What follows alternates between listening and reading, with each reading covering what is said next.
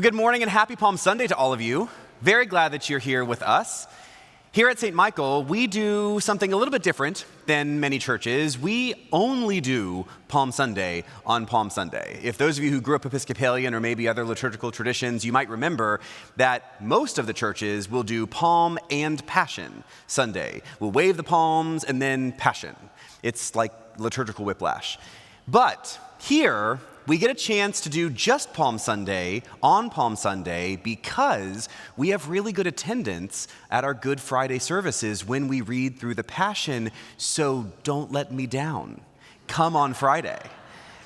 Palm Sunday gives us a chance to really focus on Palm Sunday, which is an amazing moment. To put Palm Sunday into context, Jesus is doing something interesting. He's combining two big Jewish feasts, and he's doing that because he knows it's the last big public moment that he really gets with his followers. Remember that Jesus began with his baptism. He was immediately tempted, and then he called some students around him, the disciples, and as he went about healing and teaching, he would draw crowds to him.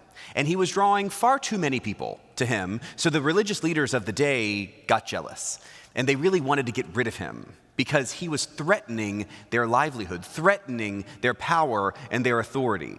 Jesus knew all of this, and when he came into Jerusalem on that Palm Sunday day, he knew that he was doing what would ultimately get him arrested, tried, even killed.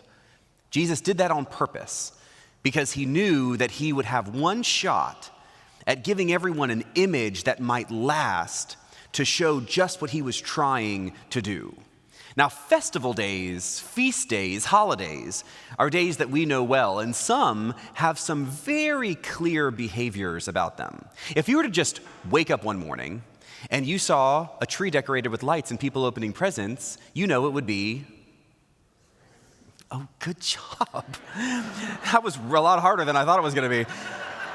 If you woke up one morning and you saw people taking chocolate bunnies out of baskets filled with colored grass, it would be Easter. There you are, warmed up. Okay. Imagine if somebody combined those. It would be confusing. Those images that were very closely linked to a very specific holiday. Well, now put yourself 2,000 years ago on Palm Sunday, the very first Palm Sunday. Jesus is doing something at the Passover, because that was the festival happening in Jerusalem at the time, that looked a lot like Hanukkah. Now let me explain. So Passover, as we remember, is that day when Moses helped to free the Hebrew people from their slavery in Egypt. It was literally when God saved people from enslavement, saved their lives. Now fast forward to about 150 years before Jesus' life, and others were in charge of Jerusalem. The Jewish people could not worship in the temple, and so they revolted, and that revolt helped them to reclaim the temple, reclaim God's home on earth. That feast is what is remembered at Hanukkah. And when the revolution worked, the Israelites came riding back into Jerusalem on donkeys, waving palm branches to rededicate the temple. So at one moment, Jesus is claiming Passover, actually saving the people, saving their lives, because, and this is what Hanukkah means, he is reclaiming the place of God's kingship on earth. And so you combine those two together, and this Palm Sunday moment carries a lot of weight for the people who were there watching this happen in Jerusalem. Now, Jesus is doing a new thing. He's inviting people into something new.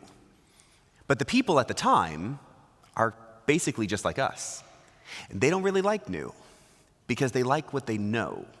They like what they can predict. We are like them 2,000 years ago. We like stability and predictability. We like to know what to expect and to have those expectations met. When people invite us to change, that invitation is often rejected. I mean, think about all the people who saw Jesus go about healing and teaching.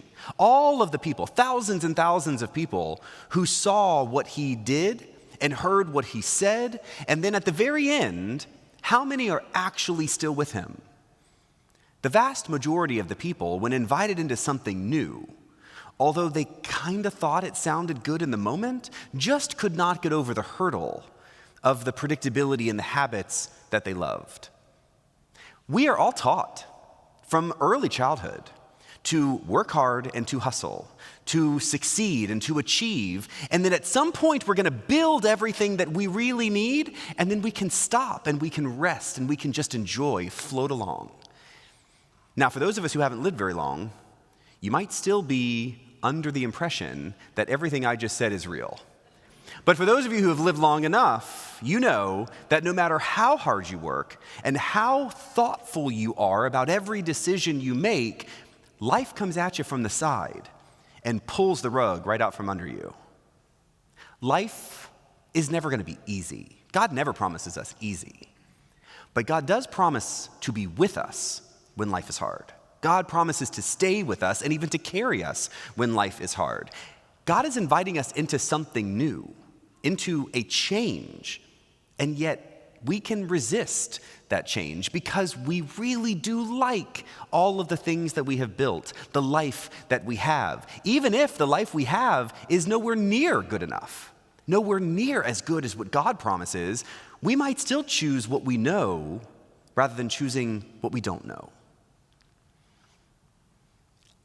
As we begin Holy Week, we have an invitation, an opportunity to actually embrace change. And when we embrace change, allow ourselves to grow.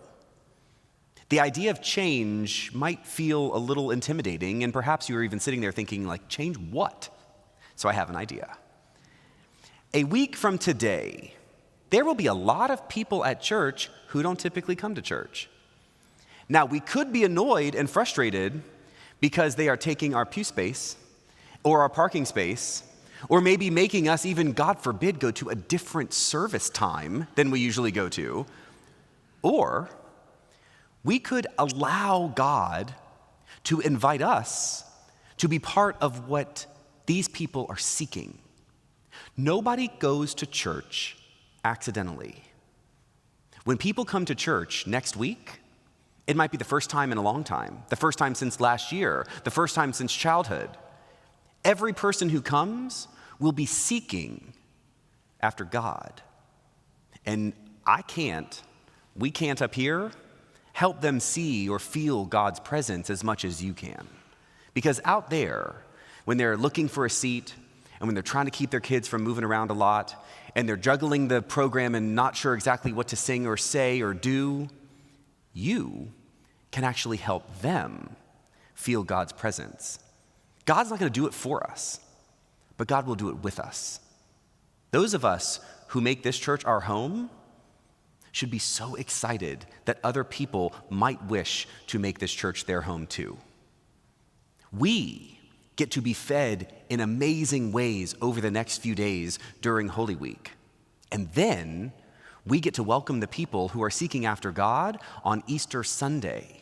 Those who have not been with us every Sunday along this journey. Those who might kind of like what they hear because Jesus is sort of okay, maybe even better than okay, but they've not committed. We get to help them make that commitment. And if you are sitting here today thinking, well, that's actually me because I kind of heard about Easter and so I figured I'd come today because it's Palm Sunday, then I hope you feel welcome. And I hope one of the people that I see here every Sunday will actually reach out to you and help walk with you deeply into what God is inviting us to do. Change is inevitable. Growth is not.